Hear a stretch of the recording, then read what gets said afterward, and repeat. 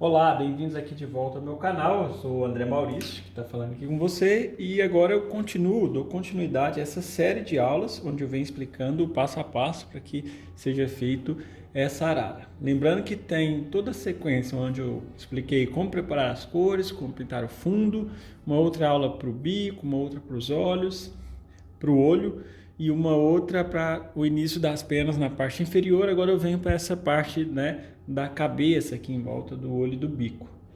E mais uma vez eu vou usar duas séries de pincéis só, lembrando, né, que é o pincel pelo de Marta, do cabo vermelhinho aqui, a série 141 da Tigre. E tem esse pincel da Condor também, que é a série 4416. E aí tamanhos diferentes conforme o tamanho do espaço que deve ser pintado, né? As cores básicas que eu tenho: azul ultramar, azul da Prússia, um vermelho da China, um vermelho cadmio alaranjado e o branco de titânio, ambas as cores da marca Corfix. Lembrando que no primeiro vídeo, se eu não me engano, em aulas anteriores, né, que eu já não me lembro mais ao certo qual é o número de aulas, eu expliquei exatamente um passo a passo específico de como fazer os tons, né, de azuis aqui, como fazer essa escala de valores. E eu vou começar agora aplicando todos os escuros. Então, antes de mais nada, eu faço a análise no desenho. Eu tenho um escuro que forma quase um triângulo saindo daqui, um escuro aqui bem próximo ao bico. Essa parte aqui vem a ser um escuro, mas não tão preto. Então, eu vou usar esses dois valores mais escuros, e à medida que eu vou avançando, eu vou diminuindo a quantidade de escuro e aumentando a quantidade de claro. Agora, duas características que eu gostaria de observar aqui. Quando você for pintar algum pássaro, busque trabalhar as pinceladas no sentido das penas, né? Então isso é interessante. E colocar um pouco mais de tinta, ou seja, não trabalhar com a tinta muito lisa. Eu venho colocando a tinta com uma quantidade um pouco mais pastosa, mas não muito também, porque senão dificultaria um pouco o trabalho, né? O preenchimento. A cor anterior colocada ela, né, na parte de baixo, ela ainda está úmida, ou seja, eu pintei um dia anterior, no caso ontem à noite eu estava pintando a parte inferior das penas e agora estou pintando a parte, né, superior aqui entrando na cabeça. Então estão ainda todas as cores úmidas, o que facilita a interação entre uma e outra. Se caso, né, a gente for pintar e não tiver essa possibilidade, aí a gente precisa repintar aquele pequeno pedaço onde está a cor que já está seca para voltar a fazer a transição legal, né, de uma para outra. Aqui eu vou fazendo uma certa transição e no preencher eu já busco preencher com uma certa textura, ou seja, eu me preocupo para o preenchimento não ficar muito liso, né? Então, principalmente dessa parte para a parte superior da cabeça, eu busco fazer sempre com essa característica assim de pinceladas, ó, um pouco mais pequenas e com cores às vezes com alguns valores um pouco diferenciados, já para criar uma pequena textura. Então, a primeira forma de preencher já é importante nesse sentido. E sempre, né? Não tem uma outra forma de fazer. A todo momento, enquanto eu vou preencher, igual que eu vou usar mais azul, né? O azul da Prússia com mais laranja. A gente sabe que mistura de cores opostas inclinam-se para o preto, né? A melhor mistura para isso é o verde e vermelho. Porém, o azul, né, com o laranja, que são cores opostas no círculo cromático, isso também acontece. Ele fica uma cor semelhante a preto e é bacana para poder fazer essa transição aqui, ó, para que nesse lugar não fique muito diferente, né, a transição dessa cor do bico, né, do valor do bico para a cor da pena aqui, para ficar uma interação bacana aqui, né? E à medida que eu vou clareando, né, eu vou puxando e já como aqui são as penas que tem, né, a plumagem que tem no alto da cabeça, não são com penas tão nítidas e tão grandes como era na parte das penas do corpo, né? Então, no momento de preencher, já é de grande importância eu vi fazendo esse movimento com as pinceladas. Lembrando que eu fiz 2 escalas de azuis, uma escala com azul um pouco mais vivo e uma escala que é essa primeira. A escala superior aqui é uma escala com uma cor ligeiramente mais cinzenta, que é uma escala que tem um pouco mais de laranja na sua mistura, que laranja, como eu já venho falando, é cor oposta do azul, então tende a dessaturar, tende a tirar a intensidade do azul. Então eu vou combinando essas 2 escalas, principalmente no momento que eu for chegando aqui nessa parte mais clara. E cada pequena, vamos dizer assim, voltinha ou ondulação de penas, ela tem que apresentar uma diferença de 3 valores. Então eu começo aqui um valor um pouco mais claro, um valor um pouco médio, um valor um pouco mais escuro, não ficou mais escuro, vou mudar, e o mais escuro ainda. Só que é preciso tomar cuidado, porque às vezes eu vou compartilhando alguns acontecimentos que surgem no ateliê, em aulas presenciais, e vocês vão analisando o que já ocorreu com você ou não, né? E se caso você encontra alguma dificuldade da qual eu não apresentei aqui para pintar pássaros, especialmente penas, né? Você pode deixar nos comentários aí alguma coisa, de repente se eu puder auxiliar respondendo o comentário ou de repente respondendo durante alguma gravação, durante alguma aula, né? Porque esse erro que eu venho falar, esse equívoco, na verdade, é sobre o preenchimento e a textura. Às vezes o preenchimento se dá em X, porque às vezes se eu for preenchendo fazendo isso, deixando a textura, né, acaba que pode ficar alguma parte sem tinta, ou seja, a tela pode ficar sem preencher bem. Então eu busco inicialmente fazer, às vezes, né, eu faço essa troca de fazer a gradação primeiro dos valores, ou seja, a passagem do claro para o escuro. É claro, já não de forma lisa, já buscando uma pincelada em X, que é aquela pincelada que eu vou batendo o pincel à frente e às costas, né? Batendo os 2 lados do pincel, para que já se apresente uma pequena textura. E fazendo isso no sentido na direção dessa plumagem, né? Na direção dessas penas. Que isso é interessante, ela vai vir aqui ela vai estar nesse sentido, aqui ela vai estar nesse sentido, aqui para cá. Então sempre são algumas preocupações que a gente precisa ter. Primeiro, o preenchimento em degradê. Eu tenho que ir fazendo uma transição sutil de um valor para o outro para mostrar que a superfície é redonda. Segundo, eu preciso preocupar de não preencher de forma muito lisa, porque senão vai criar não é o fundo, né, que é muito liso, tem uma textura já. E terceiro, né, além do cuidado da cor, é claro, do valor ideal, e para ter uma ideia de valor ideal, caso tenha insegurança, a gente pode pegar a tinta aqui e chegar aqui perto e comparar com aquela área que a gente vai preencher. Então aqui eu vejo que é essa, aqui no topo ela é mais clara, aqui ela é mais azul. Então são pequenas diferenças, né? Então se a gente fica atento, na verdade a pintura é isso, né? A pintura é você estar consciente de uma série de fatores. E esses fatores são força que você aplica na pincelada, quantidade de tinta, cor correta, valor correto, né? Posicionamento da pincelada. E tudo isso não tem como se passar. A gente passa uma ideia geral e acaba que a pessoa que pinta, acaba que até desenvolve um jeito próprio, né? A gente vê uma série de professores, uma série de pessoas ensinando, de cada um a gente absorve um pouquinho, soma a essa absorção a nossa forma de fazer e vai criando um jeito próprio.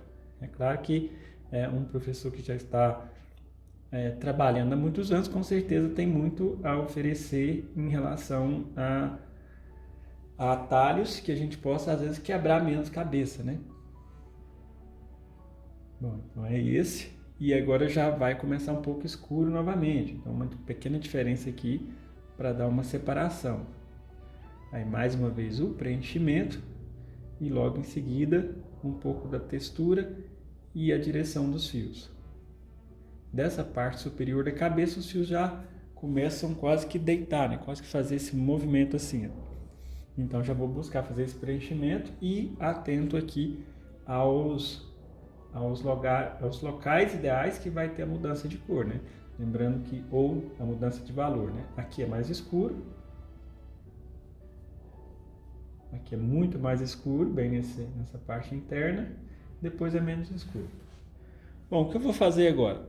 Eu vou fazer todo o preenchimento, só que em time-lapse, porque toda a informação que eu passei, ela já é suficiente para que a gente possa aplicar.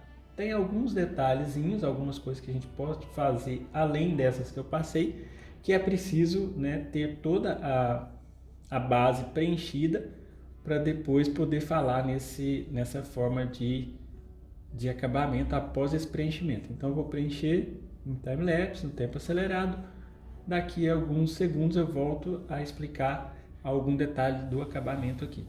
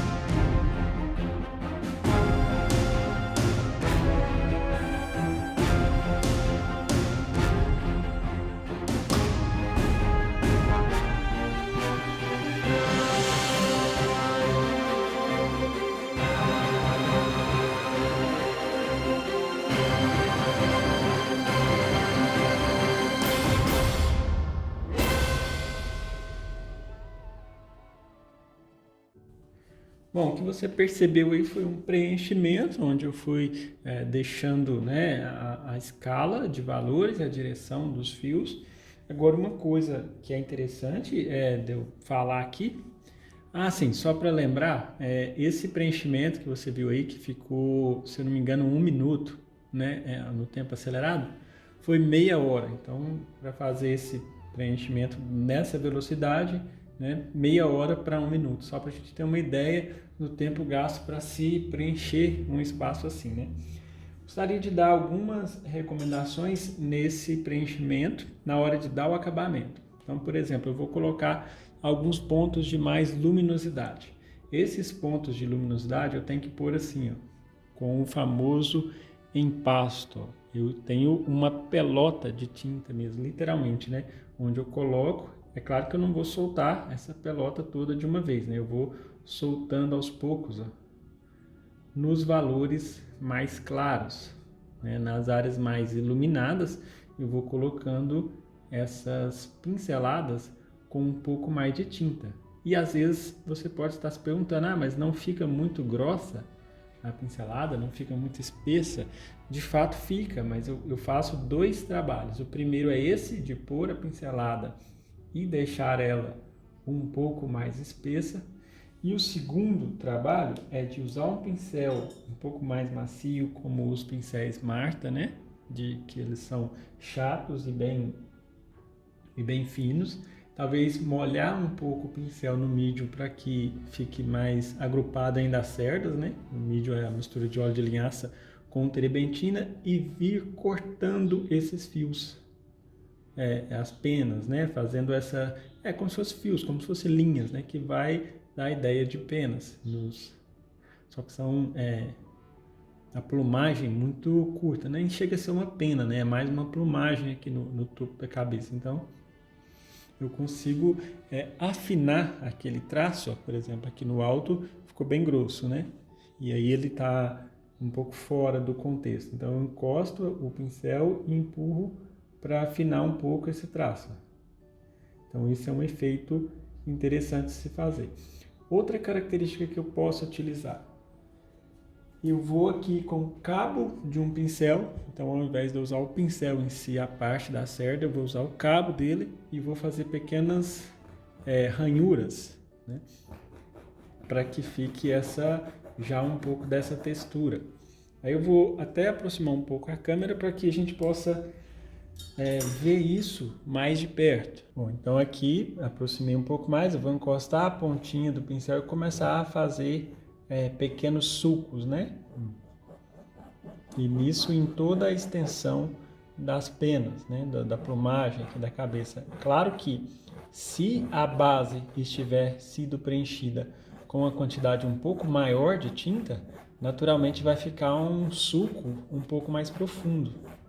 E vai dar um pouco mais a ideia de profundidade, né? Para quem desenha, tem uma técnica semelhante a essa, que é utilizar o boleador, né? Nos desenhos para fazer cabelos. Então dá esse efeito bem interessante na pintura, principalmente aqui nessas partes onde eu coloquei com a tinta mais grossa. Tem que ser um pincel do cabo bem fino, né? E sempre encostar e sair. O pincel da tela formando os fios e atento na questão do comprimento, é claro, de cada um, e atento na direção de cada um. Às vezes tem direções bem diferentes. Após essa pintura secar, eu posso voltar e trabalhar com um pouco de tinta diluída para alterar e preencher um pouco esses sulcos. Então agora é bacana eu fazer esse preenchimento.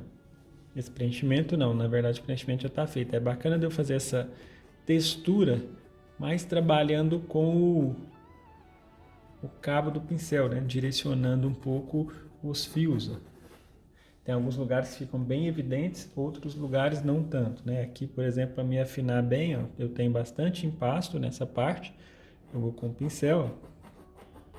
É uma pincelada que ela não é muito assim devagar, ela tem que ser uma coisa um pouco mais rápida e precisa, né? Para poder, de fato, criar pequenos relevos altos e baixos aqui nessa pintura. E lembrando, atente-se à direção e ao comprimento, né? Tem alguns casos que não são muito grandes, outros lugares não são muito pequenos. Então, em seguida eu vou fazendo em toda a parte que já foi aplicada a tinta. Isso, lembrando, é para onde tenha uma plumagem fique bem, com bastante linhas, né? Vamos dizer assim. Acho que o nome que eu encontrei melhor para ilustrar isso foi linha. Isso tudo que tiver, todo animal que tiver asa, né? Mas todo animal que tiver plumagem, penas, pelos, como por exemplo tigres e onças, né? Felinos em geral, também pode apresentar isso. Na verdade, essa é uma técnica assim, muitíssimo antiga. Os pintores do Barroco, como por exemplo o Rubens, eu já li em livros que para fazer barbas e cabelos, alguns casos, tem algumas partes demonstrando a pintura em detalhe ampliado, né, que mostra e exatamente explicando que o pintor nesse local utilizou o cabo do pincel para criar sulcos, né? Depois da tinta seca ele veio com algumas camadas de veladura preenchendo aqueles sulcos, aquelas ranhuras que ficaram para criar uma textura de mais naturalidade. Bom, feita essa parte, isso pode ser feito em toda a extensão. Nós podemos utilizar 2 pincéis para um acabamento mais fino, né? Para uma coisa com acabamento mais detalhado, que são esses 2 pincéis. Um é o pincel Pelo de Marta, só que um número um pouco menor, esse aqui deve ser o 8, e um é esse da Tigre, né? Vermelhinho, e esse mais claro que é da Condor 42200, que tem esse fio extremamente fino, né? Então dá para principalmente nas laterais, usar um pouco de tinta diluída e fazer isso, um fiozinho bem fino saindo da tela, porque isso dá mais naturalidade para a pintura, para os fios, né?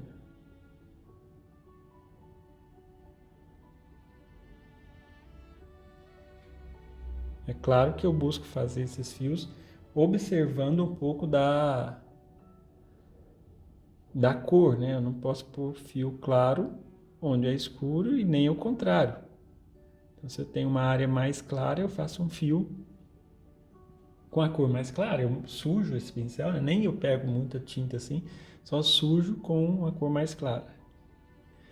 Além disso, é bacana de eu fazer variações desse mesmo fio, mesmo que tenha uma cor padrão. Por exemplo, aqui eu tenho um azul intermediário, nem muito claro, mas também não muito escuro. É interessante eu fazer alguns fios muito mais claros, porque aí eu molho, sujo um pouco o pincel ali na cor mais clara e venho fazendo alguns fios, porque isso vai dar a sensação de fios que estão mais longe e fios que estão mais perto. Isso quebra um pouco aquele aspecto muito certinho. A gente pode ver que nesse local aqui, ó, os fios já ficaram mais soltos. Nessa parte onde eu não fiz, ó, parece que ficou um pouco dura, né? Um pouco muito rígida a pintura. Então tem que tomar cuidado para ao longo da extensão, né, fazer esses fios. Só que um alerta: tome cuidado porque não é só fazer em toda a extensão, né? Não é para virar um ouriço cacheiro, né? Não é para virar um porco-espinho. A arara não tomou choque, então algumas partes ficam um pouco mais lisas mesmo e outras ficam mais com esses fiozinhos soltos. Então o mais interessante é sempre olhar o modelo para identificar onde colocar mais e onde não colocar tanto assim, né? Bom, então eu já venho com esse mesmo pincel e fazendo o mesmo aqui nessa parte, né? Embaixo. Só que, como eu disse, buscando não deixar nem muito bagunçado e nem muito liso. Na verdade, eu vou olhando no modelo para saber exatamente aonde que saem mais fios. E aqui eu estou fazendo com pincel chato inicialmente, para depois fazer com pincel mais fino, né? E alguns valores também mudando. Ó. Tipo, se tem algum lugar que esse fiozinho é mais claro, então eu me atento para deixar ele mais claro, porque dessa forma eu também crio um certo volume. E os escuros, né? Agora falando um pouquinho dos escuros, né? Eu estou ficando atento aqui para ver se eu não esqueço de passar nenhuma informação, né? Sobre os escuros, não sei se eu já tinha passado ou não, mas se eu não me engano eu não tinha falado. A forma de pôr o escuro é um pouco mais lisa. Então, quando eu ponho a cor escura, ela não é tão empastada, ela não é tão uma quantidade de tinta grande, maior, como é na parte mais clara. Então, isso é um aspecto bem predominante em pintura. Geralmente, as partes escuras são mais lisas um pouco, não tem uma quantidade de textura quanto tem a parte clara. Então serve inclusive para alguns lugares que eu tenho algum destaque, por exemplo, aqui eu tenho um destaque de uma cor escura e esse destaque está mais ou menos no meio entre essa parte e na altura desse bico aqui, dessa parte triangular. Então mais ou menos aqui assim, eu tenho que ter uma certa noção de desenho, que é de posicionamento, para eu poder colocar as coisas no lugar certo. Então, aos poucos eu venho detalhando esses pormenores, né? E os mesmos fios que tinha feito ali com o pincel mais fino nessa lateral extrema, que ainda tem que fazer um pouco mais aqui ainda, mas já foi explicado, né? Só para saber como que é feito, eu venho fazendo aqui também. Inclusive, passando bem de leve, porque esse pincel é assim. Se eu apertar muito o traço, ele vai engrossar mais. E às vezes eu vejo o aluno falando que tem que até que prender a respiração para fazer esses fios, né? Eu não concordo, eu já fiz muito isso no começo, mas foi interessante que teve uma época da minha vida que eu fiz Tai Chi Chuan E aí eu aprendi a respirar de uma forma mais leve, mais suave, mais devagar. Então, o interessante é buscar controlar a respiração para ficar inspirando e expirando levemente, ou seja, não prender a respiração, porque eu consigo fazer o fio enquanto eu prendo a respiração, mas depois eu me canso. Porque quando eu solto, aí a gente fica com aquela respiração um pouco ofegante. Então, isso parece que é um detalhe, né, indiferente, mas eu percebi uma mudança significativa no momento de pintar, quando a gente fica, de fato, prendendo a respiração, né, ou fica respirando de forma bem suave. Você inspira, puxa o ar bem devagar e vai soltando também bem devagar. Naturalmente, a gente se acalma, oxigena mais o cérebro e a gente mantém um maior controle, né, da própria pincelada, fica mais atento em relação à força que se deve aplicar, né? Eu posso ir fazendo esse também em toda a extensão dessa parte, né? Lembrando que se caso a pincelada com o pincel, com o cabo do pincel ficar marcada demais, a gente pode trabalhar com a tinta, com a tinta também, né? Mas eu posso trabalhar com o pincel sem tinta para poder fazer pequenas correções ou esfumar alguma parte ou de repente empurrar uma cor mais escura para dentro de uma cor mais clara e assim por diante. Aos poucos eu vou definindo, né, os formatos. Bom, um pequeno pedaço que faltou aqui, eu coloquei também aqui, o amarelo cádmio escuro. Eu vou misturar ele com vermelho cádmio claro e azul para preencher esse espaço que faltou aqui, que ele é ligeiramente amarelado. Só que tem três valores, né? Ele tem uma parte bem na divisa onde vai encostar essa parte azul, que é bem escura, semelhante até à preta. Então eu vou trabalhar com o azul da Prússia, com laranja, aí fica bem escuro. Depois o amarelo com o mesmo laranja, só que com um pouco mais de amarelo e não mais uma quantidade grande de azul, né? Porque senão é o que faz escurecer o azul. E agora um pouco de amarelo mais para puro. Mas ainda assim não é puro, né? Porque não é uma área muito clara. Só para criar um pequeno degradê aqui e deixar essa parte ligeiramente amarelada, que era a única parte que estava faltando na tela sem colocar tinta, né? Isso já deixa um pouco mais de degradê. E depois eu preciso fazer alguns fios passando por cima dessa área.